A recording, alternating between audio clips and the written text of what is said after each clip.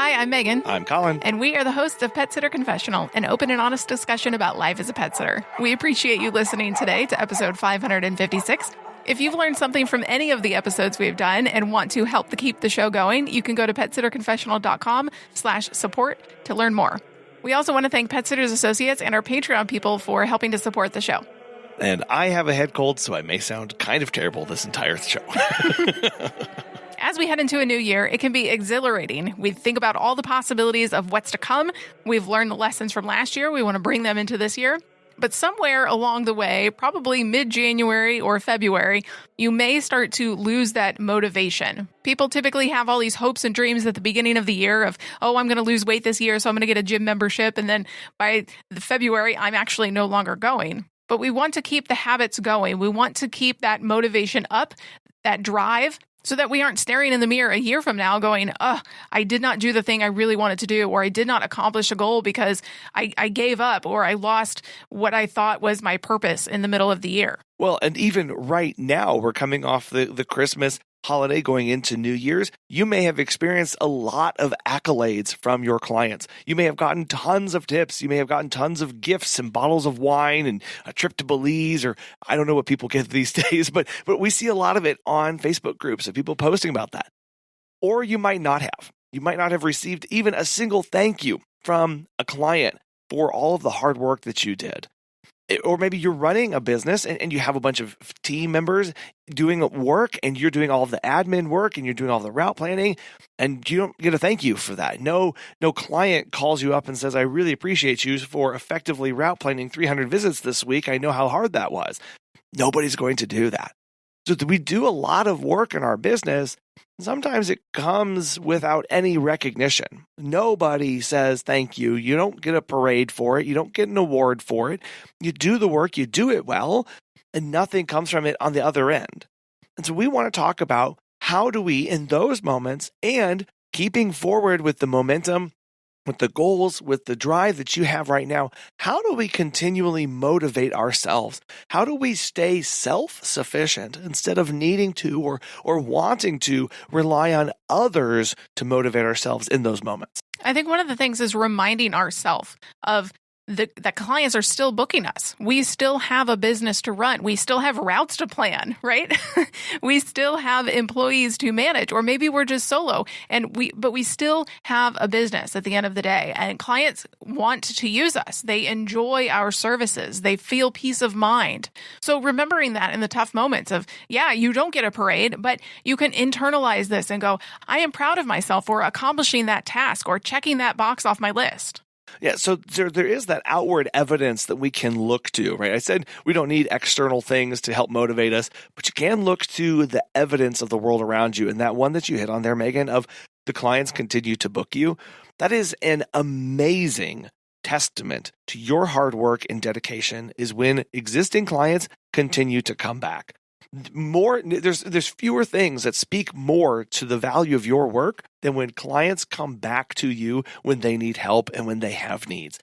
I run through this in my head when we get a client and I'm putting together a visit by visit SOP and putting all this detail in it and getting questions and pulling photos and going, trying to make sure that everything's all lined out. And it's like, is this really worth it? Is this really going to make this go well? But when it does, and when the client doesn't say thank you and they book again, it's like, okay, that's great. They felt peace of mind because we sweated the details. They were able to do what they needed to do because we cared about everything behind the scenes, and they didn't have to, rightfully so. That's our job. And it's that word, job. That's what we have to define for ourselves. What is a job well done? I once heard a quote, nobody grades the scaffolding. And I love this. Nobody grades it because nobody sees it. Nobody should see it. They just want to know, did the job get done? We as the business owners, we see the scaffolding. We know everything behind the works, and we know what it takes to get that job taken care of. Well, and I think that's why that we want the recognition. We want the affirmation that, yes, we did a good job. It is because we know, look at everything that I built. I stayed up for hours doing this. I went over this 17 times. I asked for help. I messed up. I had to do this again and blah, blah, blah. We know what it took to make that scaffolding exist. But We are the ones who assess the scaffolding and its worthiness. And so when we realize, oh no, it's actually not the clients to judge my work. It's me to judge my work. It's me that at the end of the night to lay my head down and go, what did I pour into this? What did I accomplish? Did I build the scaffolding? Did I put the notes in? Did I do the route planning to the best that I was able to? That's my job. That's my job that I got done. Or when I'm in the visits, whenever I'm scooping the cat litter, whenever I'm doing the things that nobody's going to see, is that worth it? And we have to be satisfied with that in the moments where nobody sees what we do. We talk about how we're on camera 24/7. I know we tell our staff this and we tell ourselves this. So somebody's going to see you. But honestly, no, a lot of houses still don't have cameras. You are working in people's homes with no supervision. How are you acting? Are you proud of that? If you are, that is enough. That should be enough to keep you coming back and proud of that work next time. Another reminder that we have to give ourselves is that we get to do this. There's that quote, we quit our 9 to 5 so we can work 24/7. And while it is true sometimes, especially during the holidays, we get to do this. Now, there are times where it's not super fun. The dog has diarrhea all over, or the cat is not being super friendly to you that day when it typically is. Or you can't get the dog to take the insulin shot. There are times where this job is hard, but we get to say yes to clients and no as well. We get to go where we want, do what we want, form our business and our services to what we want to offer. You don't have to answer to anybody. And that's the beauty of this. We get to. It's that word. We don't have to do this. We don't have to say, okay, yes, I will travel 5 miles outside of my service radius, or take on a client that we don't want to. We get to enjoy this business. Yeah, it's kind of that trial by choice that a lot of training and challenges go through. You get to pick the challenges that you sign up for. Nobody's forcing you to do this. So when we show up, we have to realize and remind ourselves, I'm in the moment. Why am I here? Somebody needed me here, and I knew they were a good fit, so I'm here. Somebody needs my help. This cat needs its litter scoop. There are needs that have to be taken care of. And I'm the one that gets to be here because a person trusted me enough to come here. And if that person's trust, if we lose sight of that, if we devalue that, because we're so focused on everything else of all the other details, and we lose sight of somebody called you with needs, wants, concerns, a backstory, and worries, and said, no, I want you to come. That is such a wonderful, wonderful gift that person has given us. What's that gift? It's their trust. They have trusted us to step into their home. And when they ask us to do that again and again and again and again, we should really pull from that and allow ourselves to be proud of that fact that this person's trust is being placed in me time and time again. You can have more peace of mind when you choose Pet Sitters Associates. As pet care professionals, your clients trust you to care for their furry family members, and that's why Pet Sitters Associates is here to help. For over 20 years, they've provided thousands of members with quality pet care insurance. Because you work in the pet care industry, you can take your career to the next level with flexible coverage options, client connections, and complete freedom in running your business. Learn why Pet Sitters Associates is the perfect fit for you and get a free quote at PetSitLLC.com. You can get a discount when you join by clicking membership Pet Sitter Confessional and use the discount code Confessional when you go to checkout. Check out the benefits of membership and insurance once again at PetSitLLC.com. We say all the time that we are a service-based industry, and we kind of use that term flippantly, but break that down. What is that? We are serving people. Yes, we're taking care of animals, but we are serving people and their needs. To serve means to be selfless, to put the needs of somebody else before your own. That doesn't mean that clients can walk all over you and they run your business. That's not what we're saying. But we get to serve them. But when we reframe our mind to think that we are serving others, it does help to motivate us. I am making a difference in my community. I am impacting others. This job is more than just me scooping the poop out of the cat litter box for the 5th time today.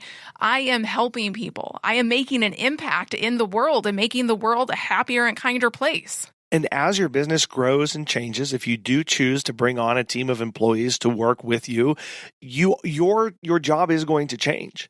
And sometimes the value of our work, we have a hard time seeing it as valuable to the company. We have a hard time of actually seeing the value in what we do because, oh, well, what do you mean? What difference am I making? I'm just route planning. I'm just doing invoicing. I'm just, kind of futzing around on the website using some HTML coding. What do you mean? I'm not really doing anything for anybody. But we have to remember everything that we do as the business owner is in service of something. And if there's not pets and people at the end of that, we've lost our way. If there's not a person who's needing our help at the end of what we're doing, we're not doing the right stuff. We're not working on the right things in our business. So yes, you sitting down to do invoicing is in service of helping people. Why? Because it means that people's pets are being served by your business. Yes, you sitting down and doing route planning, you are serving those clients directly because you are making sure that your team members get there in an orderly and timely, organized manner. Without you there, that doesn't happen. The third point for finding self-motivation is remaining true to your mission, vision, and values. You created those for a reason. You have those words in there. They have meaning. You spent time crafting them. They're probably on your website and your social media and your email newsletters somewhere. So if you lose steam, you think you can't keep going, remember those words and why you put them in there. Yeah, it's about you defining what is worthy of celebration, what is worthy of you to deem a success. You get to define it. You have to define that. You cannot wait for anybody else to come alongside you and say, good job, and throw you that parade. That's not going to happen. It may never happen. But you have to go into this, write down, for this new year, write down what does success look like to you in both the little and the big things. Sure, everyone writes down, success will be if I break, X figures in my business this year in sales, or if I can grow my team to X number of people. But from you, the day-to-day operations, write down your KRAs or your key performance indicators. Write down for you in what you do in your business. If you had a boss, what would they want to know? What would they want to see? And what would they give a gold star to? And then, heck, get on Amazon and buy yourself a gold star chart so that when you do something awesome, you can put it up there. You need to celebrate your wins because when you are proud of yourself, when you recognize your good work, you're more likely to do it again. You are going to find that you do amazing things every single day that go completely unnoticed, even by yourself. It takes us being intentional in those moments to go, dang, that is the best looking route I've ever made and that's ever been done in the history of pet sitting. Go ahead and brag about it. Throw yourself a parade. Have some balloons next to your desk that you can blow off if you need to or whatever. Or again, gold star chart on your desk or in your wall if you need. But have those ways of celebrating and recognizing when you are proud of your work. We should definitely celebrate our wins, no matter how small they are. Also think about when something doesn't go right, when you didn't hit the mark, or when you messed something up, or when an employee didn't do something exactly how you wanted them to. Find meaning in that as well, and a purpose to keep going, to keep trying to get better. Have a goal to get 1% better at something every day. It will help you stay on track. It will help you to keep going when things aren't looking as great as you want them to. Because when you have your ideals set out before you, you have something to work towards. You can think about that goal. You can marinate on it. You can say, I am chasing this. I know I want this. I may not be there yet, but I can get a plan together to get there. And that really is the difference between defining a goal and defining what success looks like. The goal is where you're headed, right? That's your vision moving forward. You have a finish line that you're trying to get to. But we know we have to have in our brains that at some point, I'm not going to hit that. And how am I going to feel about that? How am I going to reconcile with myself that I set an audacious goal or I set an audacious vision for my business in this new year and it didn't happen? Or even in the little things, if I thought I could get all of the route planning done tonight and I just didn't. Well, is that failure? No. You learned something. Something came of that. You got 80% of it done. And so tomorrow you're that much further along than you would have been otherwise. You have to, again, define what success looks like, whether you reach a goal or not. Have a higher purpose to what you're doing, to allow yourself to know I'm working towards something and I know I'm not always going to hit the mark, but I can come away better for trying. Because when we are self-motivated, we can get out of bed in the morning going, okay, I'm ready to tackle the day. It doesn't matter if a client leaves me $1,000 tip, which would be awesome. Yes, please. Or if nobody says anything to me at all today, or a thank you or anything. I know that my work is excellent. I do excellent work. I do hard things. When you can set up these reminders for yourself and this purpose to keep going, it's not only going to help you get through the hard times, but it's going to allow you to enjoy the good times even more.